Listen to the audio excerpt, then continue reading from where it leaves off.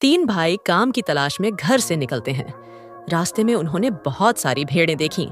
सबसे बड़ा भाई बोला, काश ये सारी भेड़ें मेरी होतीं तो मैं हर गरीब को एक एक भेड़ दे देता।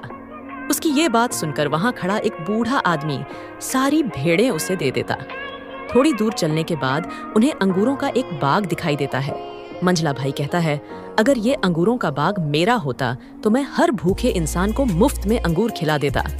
बूढ़ा आदमी फिर वही करता है, वह पूरा अंगूरों का बाग उसे दे देता। इसके बाद वे तीनों एक नदी के किनारे पहुंचते हैं। सबसे छोटा भाई कहता है, अगर मेरे पास एक नाव होती तो मैं सभी लोगों को बिना पैसे लिए नदी पार करवाता। बूढ़ा उसकी यह इच्छा भी पूरी कर देता है और उसे एक नाव दे देता है। कुछ समय बाद वही बूढ़ा आदमी अपना रूप बदलकर दोबारा उन तीनों भाइयों के पास जाता है। वह पहले दो भाइयों के पास जाता है और उनसे मदद मांगता है, पर वे अपने किए गए वादों से मुकर जाते हैं। बूढ़ा क्रोधित हो जाता है और उन दोनों को पत्थर में बदल देता है। फिर वह सबसे छोटे भाई के पास जाता है।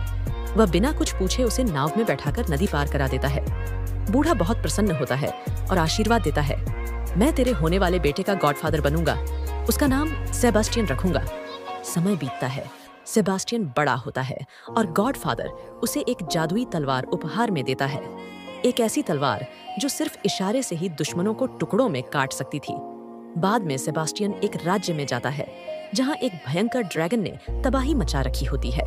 वह अपनी जादुई तलवार से उस ड्रैगन को मार देता है और राजा की बेटी को बचा लेता है।